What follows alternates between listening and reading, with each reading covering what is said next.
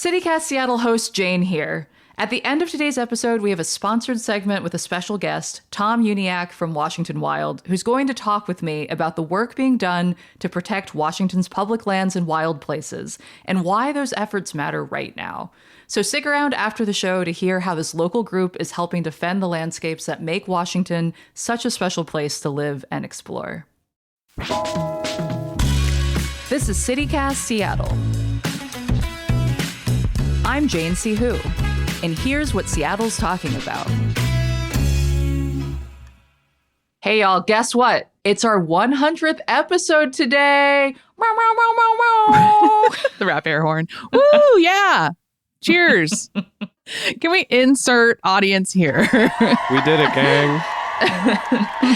Listeners, thank you so much for joining us along this ride. We'll have at least 1 billion more. So, this is just the first milestone. So today, we've got a smorgasbord of food news. There are local chefs recognized with a James Beard Awards, new grocery stores going in, and Starbucks layoffs, unfortunately. We also have our roundup of arts and culture news, including our discussion of the newly released Bumbershoot lineup. But first, federal authorities have been trying to dismantle vote by mail for years under the auspices of voter fraud, despite no evidence to support that claim. The latest effort is an executive order from Donald Trump that attempts to create voter lists of, quote, eligible U.S. voters. And it orders the USPS to send ballots only to those verified voters. Joining me to discuss, Chase Hutchinson, critic and journalist. Welcome, Chase. Thanks for having me. And we have executive producer Ashley Smith. Hi, Ashley. Hello. So this is a part of a bigger effort to end mail-in voting and to use these lists for immigration enforcement purposes. So I'm going to run you all through all of the separate things going on that are potential attacks on our vote-by-mail system.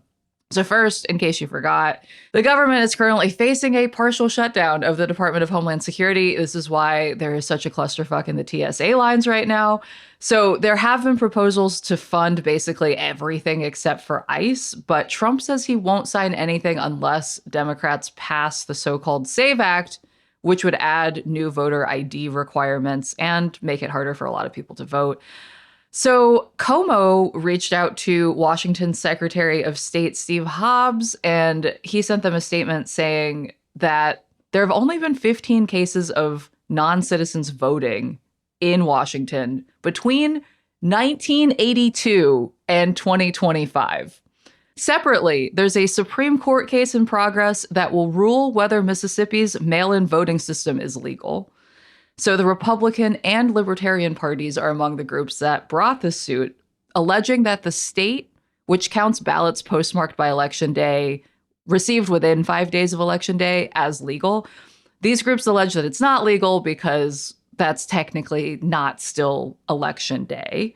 And obviously that has some bearing on our system, since we also allow postmarked ballots received after Election Day for up to 20 days after the election.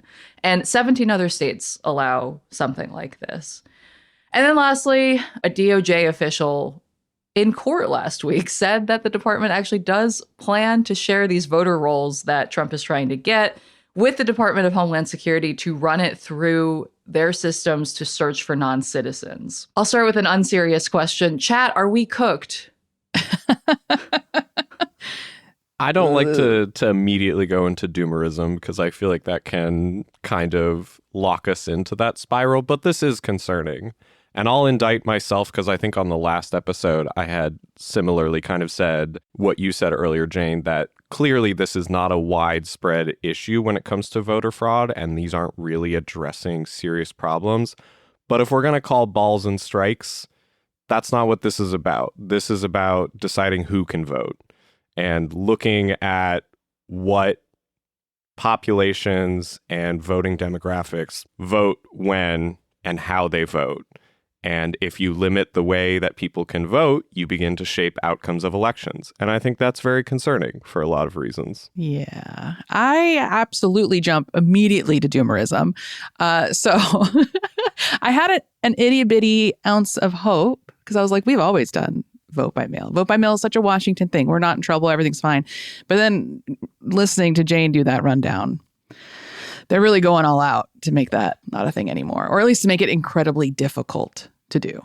I keep coming back around to this thought that there have been 15 people who are non-citizens who have voted in our state. And I think despite that fact, it's very clear that other people have gotten different ideas about how widespread this is. I was on the Como website reading the statement from the Secretary of State, and they happen to have a little poll. And I know, obviously, people who take a poll on a website, you don't know where they're coming from or how representative of the world this is. But I did think it was interesting. So the poll asked, how would you best describe Washington State's mail-in election system? And the options were efficient and secure, but results take too long, at risk for fraud, or system needs total overhaul. And currently the option that is winning is system needs total overhaul, followed closely by efficient and secure. So it seems like people are kind of on the polls, but then 30% of people also said at risk for fraud. So that's wild. I would have voted for the one you didn't mention the results of. It just takes too long. Right? I feel like part of the reason that they take so long is that people tend to return those ballots close to Election Day. When did you all turn in your ballots this time around? It was too late to put it in the mail. I had to walk it to the library and put it in the ballot box. But I was at least a couple days before the deadline. I'm in a similar boat to where I have my drop box at the library. That's kind of always there.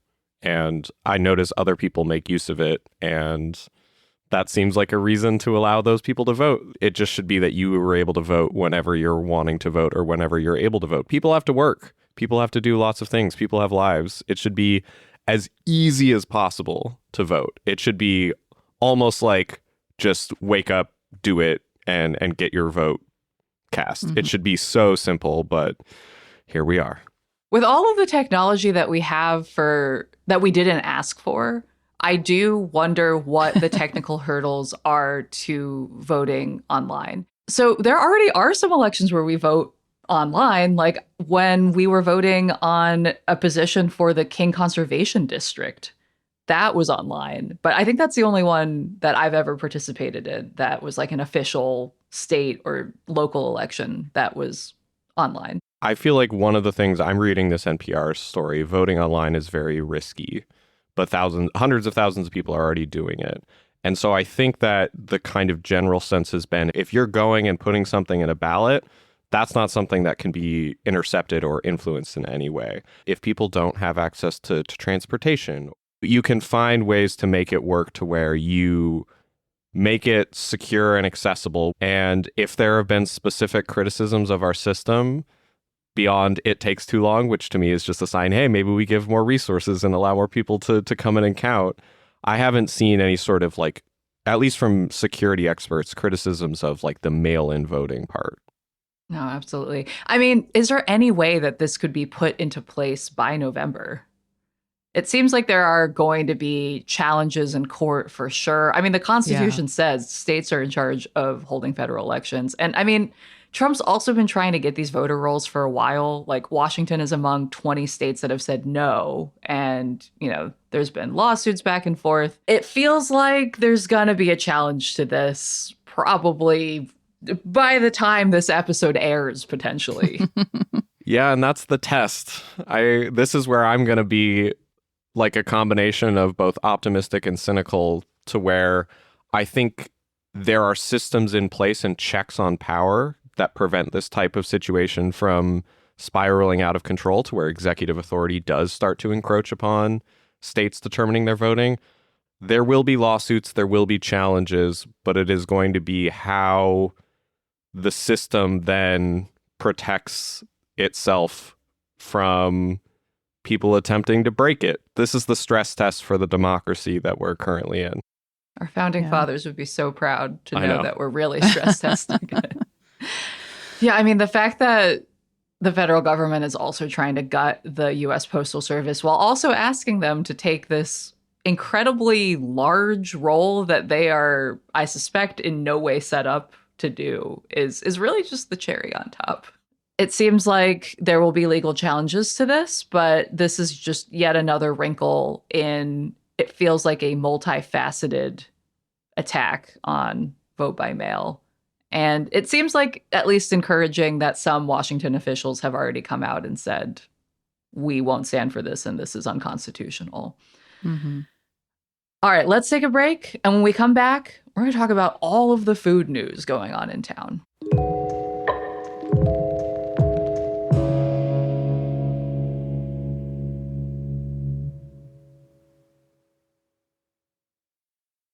So there's so much food news going on around our region right now. So first, I wanted to shout out the fact that the chef of Atoma, Johnny Courtney, and of Sorrel, Aaron Tukulvi, if I'm not pronouncing that right, please let me know, have been named finalists for Best Chef in the James Beard Awards. Have you all ever been to either of those places? No, we're missing out, clearly. Also, Johnny Courtney is a sick name. Yeah, right? Is that what, like, Congratulations twice, Johnny. Great name. Way to be you. Best chef. Also, in other kind of awardy things, the New York Times has an ongoing list of best Seattle restaurants. I don't know if you all have seen this list. It's a pretty good list, I gotta say, for folks who don't necessarily live here, although I did see that Bethany Jean Clement is one of the contributors to that list. Okay. So I'm sure she pulled her weight on that one. But they added 3 new restaurants. So Itsumono is on that list. I love that place. It's in the International District. If you all haven't been, like, really fun, inventive. I almost hesitate to use the term Asian fusion because it feels so loaded, but it's like a good version of that. Keelig is another International District restaurant. I have not been there, but it's by the same chef who does Musang, which I is love Musang. Fabulous. We were just there last week for my husband's birthday, and they treated us very well, and everything was so delicious. And then the third that got added to the list was Le Pichet, which I have not been to. Have either of you been? Oh, yes, many times. It's a cute little French restaurant in Belltown, and it's delicious. Go get the French onion soup, get the hot chocolate that they put this, like, whipped cream on top. Ugh, it's so good. Love that place. This is making me mad and getting hungry because I just am like sitting here like, all right, I'll just go right now. CityCast Seattle trip to the James Beard restaurants or the award-winning restaurants. Yeah, I would love that. That's an expense we can Totally do, right? Yeah, totally. Hopefully none of our bosses are listening. Great. Moving on. In less good news, Starbucks is laying off 69 workers after recent closures were announced of 5 of their locations. One's on First Hill. There's one in the U District. The one in the Seattle Center Armory is closing, as well as the one in Seattle Children's. And there's one that is closing in the Metropolitan Park East Kaiser Building. 4 of those 5 were unionized. And I know that there was some talk of whether that was a factor. Starbucks says no, but that is some interesting context for what is going on in Starbucks stores around Seattle. Those workers have also been striking at that Seattle Center location. Are you all going to Starbucks? I don't know very many people that are still going to Starbucks these days. Yeah, I would say it's a good opportunity to support your local, hopefully unionized coffee shop. But with those jokes aside, this is an unfortunate thing for the staff, and I hope that they land on their feet, are able to find good other work, because it's tough out there. And they were obviously fighting to get things kind of pushed in a better direction, and it's concerning that then this is the outcome. So some were transferred to other stores, but I hope that the ones that were laid off get a nice, healthy severance. And we have a ton of fantastic local coffee shops that maybe they could get a job at. I think we even have a great list going of our favorite coffee shops if folks want to take a look at that and pick a new favorite that they want to go check out. All right, moving on. We also heard that in grocery store news, we are getting a couple of new Trader Joe's. So there is going to be a new TJ's in Northgate. And there's also going to be one, I think, in Woodinville. I feel like every time a new TJ's opens, people lose their minds. Like when the one in Greenwood opened, I feel like there was traffic backed up for quite a while of people trying to navigate their parking lot. And is it a rule that TJ's parking lots have to be chaotic and confusing? I was going to bring that up. They're terrible. I don't understand. And like obviously bigger systemic things of like we should have more access to public transit. But I'm always like, why are they so small? Why Like is it this way? Specifically TJ's parking lots. They're hell mouths. I don't understand why it has to be that way. I'll be curious to check out the Northgate one or the Woodinville one. You'd think they'd have more space up there, but I don't know. Yeah, they tend to stress me out to the point where I will only get there via not a car just because I don't want to think about having to park the car. I am lucky that I get to walk to the one in Ballard. Like, ooh, that's yeah. a much better experience than That trying to is park in there. definitely, and like that's the best place to get snacks. Every time I want a little snack, I will just go browse in a TJ's. It's a snack store. It's not a grocery store. I was going to say, yeah, I feel like they have really, really good like snacks and like can complement groceries, but I don't know if I've ever done like a full grocery shop there. I think if you get your produce there, you need to use it like immediately. Yeah, no, I feel like the produce and also all the single-use plastic, like individually wrapped items, that stresses me out. But then also going to multiple grocery stores is just always annoying. All right, speaking of other grocery stores, I mean, I guess Costco is way more than a grocery store, but I know a lot of people It's a lifestyle.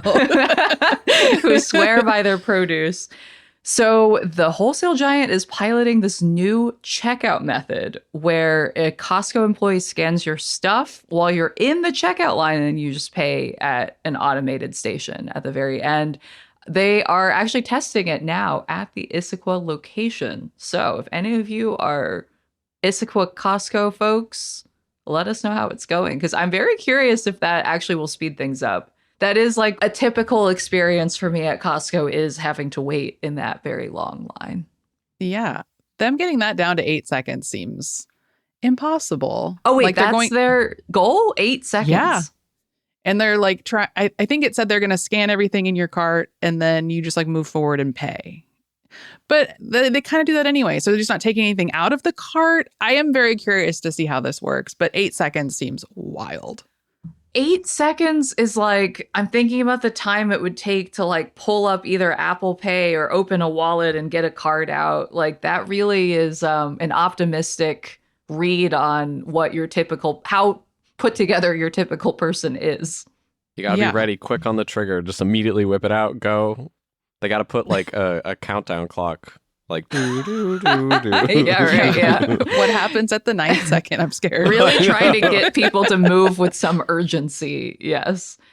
I'll be on top of the game and try and just move this transaction forward in 8 seconds. That's my hold up my end of the bargain there. I think you should get a discount. I think if you're swinging it that quick, you should get a little bit off your order. It's a positive incentive. It's a good thing for everybody. Like get a free hot dog or something. Hey. You can do it in 8 seconds. You get a free hot dog. It's only $1.50, but I'll take it. they kept it that low. It's been a point of pride. I've never had a Costco hot dog. Jane, okay. I think it's like the best hot dog. Maybe what we should do, I've also never had a Seattle dog. Maybe I should bring my own cream cheese and toppings to a Costco and make a Seattle dog at Costco. The last time I was at Costco, I was just talking about this. I was like, if Costco served Seattle dogs, it would be life-changing because I really do think that the actual hot dogs that they use and the buns are really good. And so then it's just, choose your own adventure with the toppings. And if they had cream cheese and caramelized onions, it would just be amazing. Put Ashley in charge of Costco and all of her ideas are going to be hot dog related. You could be like head of hot dog innovation or something. That would be an amazing title. Yeah. I'm putting that on my resume right now. It doesn't have to be real. It's real in my heart. It's real in her heart. Okay. Let's move on, take a break, and when we come back, we will talk about all of the arts and culture news in our weekly segment, Cut to the Chase.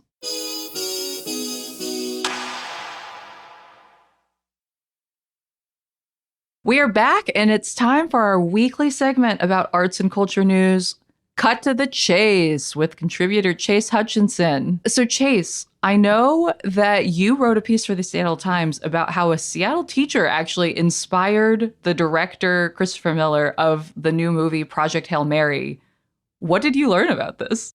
Well, so it started with last week. Someone, an eagle-eyed viewer who had seen the film, the many, many people that saw this movie, saw on the whiteboard there was a very distinct, unique drawing of what looked like a balloon dog. And it turns out that's what it was. And that this teacher from Lakeside had inspired students using this balloon dog for years. His name is Tom Rona. I ended up speaking to him and having a lovely conversation with him about him wanting to bring excitement to young people learning, being happy to see that it obviously had an impact on Christopher Miller. And it was just a nice, lovely chat. And I've heard from so many people after the fact how much they loved him too, which is always a great thing to hear about. And so it was just kind of a nice, fun story about this small little Easter egg paying tribute to teachers, and then also this specific Seattle teacher who is not retired. He won't use that word. He still keeps the website up with Balloon Dog living on. He helps with the schedule. And so it was just a nice little story. I love it when someone lovely gets their flowers while they're still alive and gets to feel appreciated. Wait, so it was Miller one of his students, it sounds like? Yes. Okay. It was him and his producing partner. He was their math teacher and had really inspired them and shown them the value of learning and excitement. And the film itself is very much about math. Less so than the book in some respects, but obviously they were inspired by him, and obviously we're thinking of him during the scenes with Ryan Gosling as a teacher. So what's the significance of this balloon dog? How is this balloon dog used in his class? It was used via math problems. If you read in the story, there's an example of what it looks like on the website, but it was basically in order to make the math problems more engaging, kind of have a story to them, there's this ongoing saga of Balloon Dog where he's doing adventures and going on different things that have to do with the math. And so it was just a small little thing, and it was a thing that obviously people still remember. I feel like I haven't gotten so many emails about Balloon Dog, and probably never will in my life, about how people remember this. That is so cool and so wholesome. I love when teachers really go all out like that, or makes that kind of impact, because they're just really creative with how they decided to teach students. That's so cool. And as a Taylor Swift fan, I love an Easter egg, so I'm going to be looking for Balloon Dog when I watch that movie. Well, speaking of Taylor Swift, she is not headlining Bumbershoot. However, local legends Death Cab for Cutie are among the headliners. Have you all seen this lineup? What do you think of it? I think it's good. Yeah. I might actually go. I haven't been in decades. I'm not going to lie. So for folks who don't know Bumbershoot, it is a Labor Day festival at Seattle Center. So it is, along with Capitol Hill Block Party, one of the festivals that are really in town. You could take transit there and not have to worry about parking. Any particular acts you all are looking forward to? Bikini Kill. Pretty rad. De La Soul? Yep. Ooh, Blood Orange. I'm excited for Blood Orange. There's Japanese breakfast. I would recommend. It feels like there's something for everyone type of thing, which is always good to see. It's so interesting seeing that is how festivals get put together now, because I feel like for many years, festivals were pretty heavily themed, even kind of the general admission ones. It felt like it was more rock heavy or more pop heavy or more rap heavy. And it feels like we've moved into this era after 2020. And it feels like a lot of these lineups of festivals lately have really got this balance of different types of acts. I was going to say, there's very few music festivals, and maybe I'm an inexperienced observer of them, but where you can see Orville Peck and then also the rapper No Name, which is someone I'm excited about. There's a lot of interesting stuff going on, and music festivals in Seattle have kind of been through a tumultuous period. So we'll see if this brings people out. But it's got the local folks, it's got the folks coming from afar. They've made some changes to the festival. I think this is an interesting year. I think one of the changes they made was full in and out privileges. Yeah. Which I think is Oh. actually huge, because sometimes you do just kind of want to step out. Like if you did drive or something, it's like, oh, maybe I need to re-up my parking, or maybe I want to like go home real quick and come back for a show because this is like in the middle of town. So that I thought was a really smart change that they made that I think will make it all a little bit more appealing to people. Yeah, that's awesome. I'm so glad that Bumbershoot is still around. In a world where we can't have Sasquatch, at least Bumbershoot is still kicking. One other piece of news that happened this week, SIFF has revealed their festival first look of the 6 films that they're going to be showing. Chase, are there any in particular that you think we should know about or that you're excited about? Yes. So I'm going to say I Want Your Sex, which is the new Greg Araki film. Greg Araki is one of the most kind of unique, interesting American filmmakers of, I would say, like the last few decades. He's made everything from Mysterious Skin, which is like kind of a very painful but poetic and thoughtful coming of age queer drama. And then he also made Smiley Face, was I believe one of his last films, which was a comedy stoner film with Anna Faris. That's a lot of fun.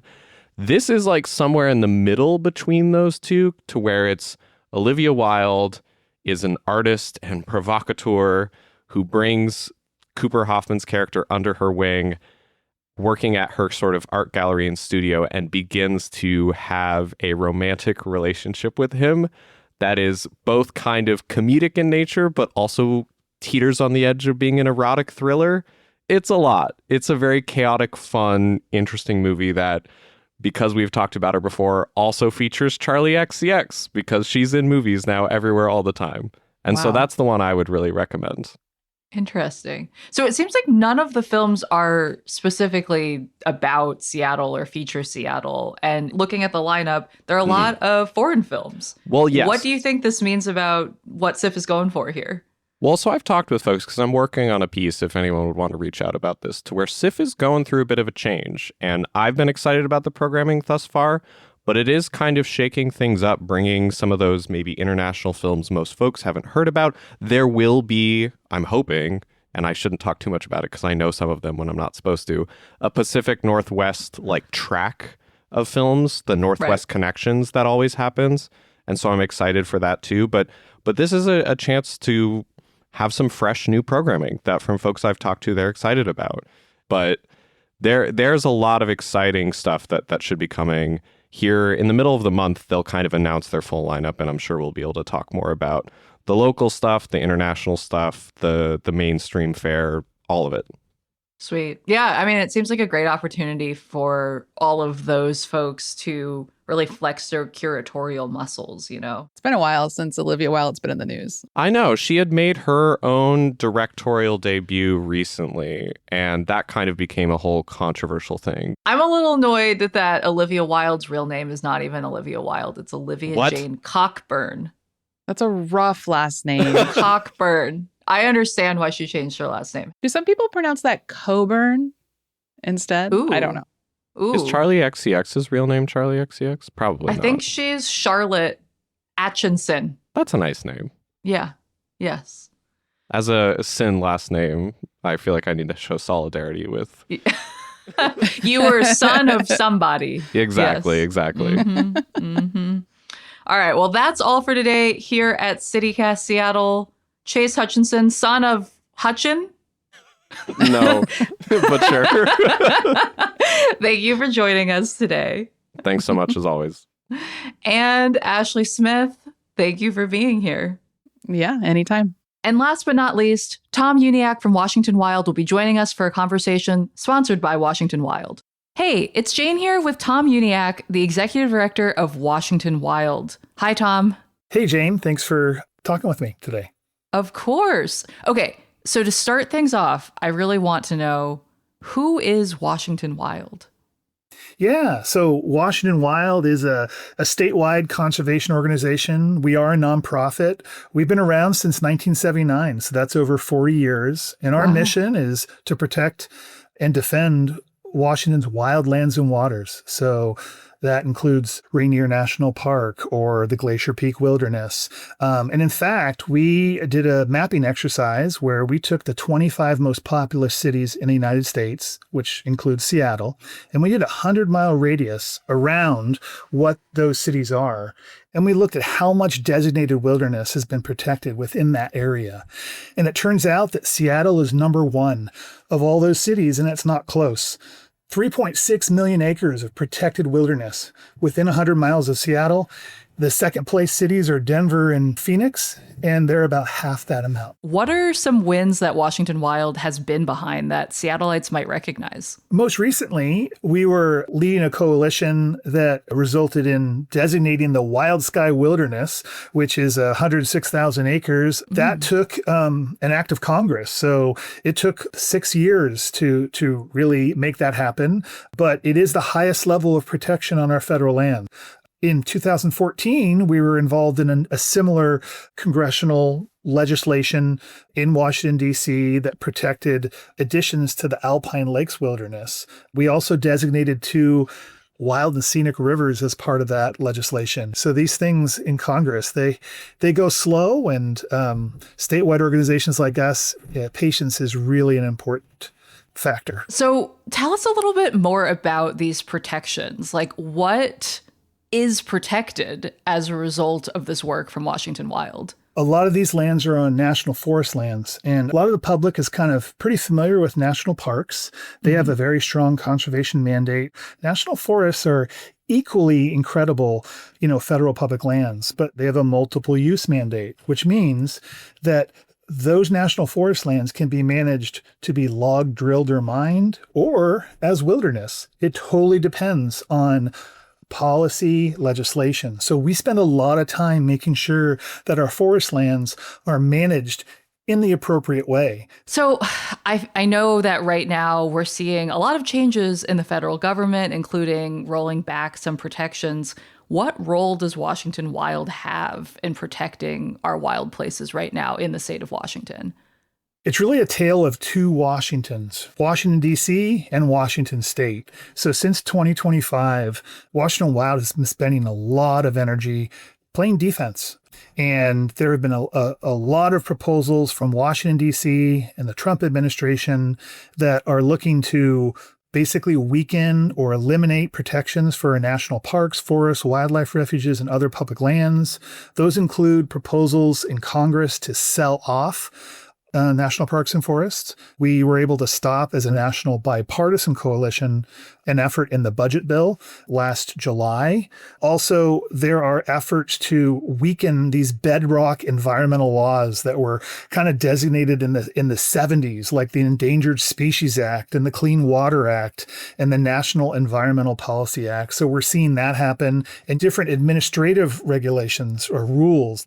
Those are under repeal administratively. So we are very busy, and we've done this before, but a lot of the last year has been having to play defense. But at the same time, we're making sure to recognize the fact that we live in Washington State, and there are still opportunities in our state to protect lands through state opportunities, right? So for example, we just nominated 4 new rivers to be designated as outstanding resource waters through the Department of Ecology just last month. And we're going to work over the next year or 2 to make sure that those get designated. Well, where can people find more info about Washington Wild and how to support your work? You can go to wawild.org. You can sign up for our monthly e-newsletter where we'll share successes, information, calls to action. So keep you up to date. We're on Facebook and Instagram. So just look under Washington Wild. Amazing. Tom, thank you so much for being here. Yeah, well, thank you. It's a pleasure to chat with you. All right. Again, listeners, you can check out wawild.org to learn more. And we'll have that link for you in our show notes as well. So you're just a click away. Thanks so much for listening. I'm your host, Jane C. Hu. Listeners, we want to hear from you. Send us your news tips, your questions, your thoughts on the Bumbershoot lineup by sending us an email at seattle@citycast.fm. You can also text us or leave us a voicemail on the CityCast hotline at 206-880-3931. And again, we are so excited that we are bringing you our 100th episode. Cannot believe we are here. Wanted to say a special thank you to all of our CityCast Seattle neighbors for your support. We really couldn't do it without y'all, and having you all here with us is just more fun, honestly. And if you want to be part of that fun, you can join as a CityCast Seattle neighbor as well. Just go to membership.citycast.fm/Seattle, and you can join for $10 a month, $100 a year, and get to hang out with us at some special member events that we have coming up. Until next time, see ya, Seattle.